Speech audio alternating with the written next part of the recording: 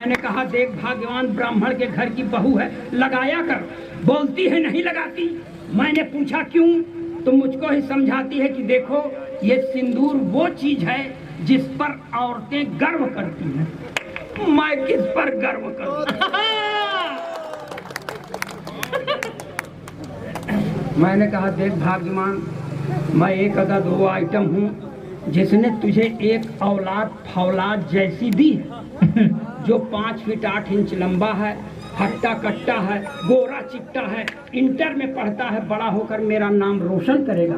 मैं उस पर नाज करता हूँ, इसलिए तू मुझ पर नाज कर। तो और धन आ गई भाई साहब मेरे ऊपर।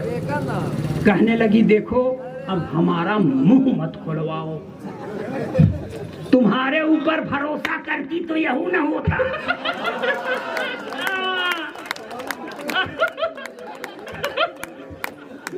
तो इसलिए मैं देखिए अब मैं फुल कॉन्फिडेंस का कवि हूँ। 4 साल हो गया था हमारी शादी के, सर हमारी औरत से हमारी नहीं पट रही थी। मैंने कहा कि देखिए हम लोग थोड़ा सा मन बनाइएगा बात। मैं जीर्ण शीर्ण देह यष्टिधारी गया गुजरा गोलोकवासी ब्राह्मण अखिलेश द्विवेदी पुत्र अज्ञात। अब नहीं मालूम है तो नहीं मालूम। मैं हाई स्कूल में पढ़ रहा था सर, तो मेरे अध्यापक ने मुझसे कहा कि खड़े हो जाओ। मैं खड़ा हो गया। अध्यापक ने फिर कहा तुम्हारा नाम? मैंने कहा अखिलेश द्विवेदी। अध्यापक ने फिर पूछ लिया तुम्हारे बाप का नाम? मैंने कहा नहीं मालूम। तब अध्यापक ने कहा जब तुमको अपने बाप का नाम नहीं मालूम तो जिंदगी में कुछ नहीं कर सकते, जाओ मंचों पर कविता करो। तो आपसे कहता हूं कि कबीर की तरह जिसको अपने बाप का नाम नहीं मालूम वो असली कवि। बाकी बेकार। ये फोटो सोटो ना कि मन लगाइएगा, हम आपका पूरा टाइम एकदम वसूल के जाएंगे, ये पक्की बात है। आपका समय जाया नहीं जाएगा। हाँ। आप बस मन बनाए रहिए। वैसे आपको बता दें हम अपने देश के प्रधानमंत्री के नारे के सख्त खिलाफ हैं, जिसमें कहता है नारी सशक्तिकरण। नारी सशक्तिकरण का मतलब पुरुष अशक्तिकरण। हाँ। सुसुआए लगा, काहे सुसुआए लगा? अब भाई ने एक बार तार टूटा, तुम्हें सुसुआवे लगे। यार देखिए भाई साहब, ये प्रमाण है मेरे मनहूस होने का।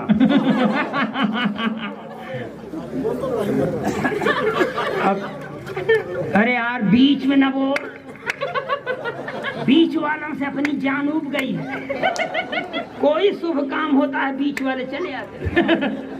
अब बीच में न बोलना, नहीं ऐसा शराब दूंगा कि भोपाल में जन्म हो जाएगा और नहीं तो गोरखपुर में पैदा हो जाओगे।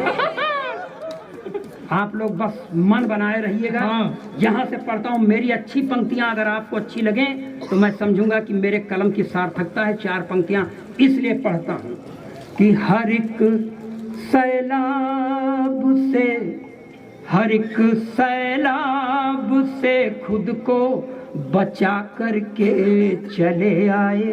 हाँ। हर एक सैलाब से खुद को बचा करके चले आए। अहम दिल के तो दरिया में बहा करके चले आए। जहाँ पर आचमन करने से दिल के दाग धुलते हैं, जहाँ पर आचमन करने से दिल के दाग धुलते हैं, उसी पावन त्रिवेणी में नहा करके चले और ये 4 पंक्तियां पढ़ता हूँ। इस सारे कलमकारों की कलम की सार्थकता को प्रमाणित करिएगा आप, इनके रचना धर्मिता पर मोहर लगाइएगा। 4-5 दिन से मैं खुद नहीं सोया हूँ, तब पढ़ता हूँ। कभी सर्दी, कभी बारिश, कभी दोपहर से गुजरे। कभी सर्दी, कभी बारिश, कभी दोपहर से गुजरे। नहीं मालूम है हमको कहाँ किस पहर से गुजरे। अपने जीवन के रंजो गम दबा कर अपने सीने में, अपने जीवन के रंजो गम दबा कर अपने सीने में, लुटाया प्यार ही हमने जहां जिस शहर से। बहुत अच्छा, वाह वाह, बहुत अच्छा।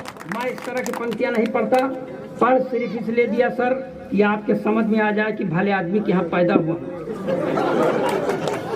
वैसे आपको अगर नशे में कुछ कह गए तो भगवान उनको नशा से उतार दे।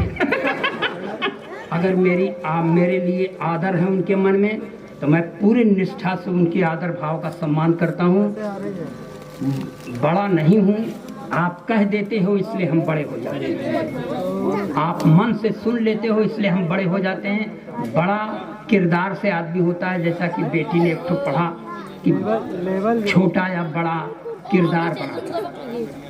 तो मैं आप लोगों के सरजमी को प्रणाम करता हूँ, आपकी शख्सियत को सलाम करता हूँ, और ये 4 पंक्तियाँ आपके चरणों में प्रेषित करता हूँ जी दादा। कि तुम्हारे पास आए क्यों पता ये चल ही जाएगा, तुम्हारे पास आए क्यों पता ये चल ही जाएगा, कि हम दिल के जले हमसे जमाना जल ही जाएगा। और तुम्हारी आँख में कितनी कशिश कैसा ये जादू है, तुम्हारी आँख में कितनी कशिश कैसा ये जादू है, मोहब्बत करके देखोगे ये मसला हल हो जाएगा। यहाँ तो देखिए।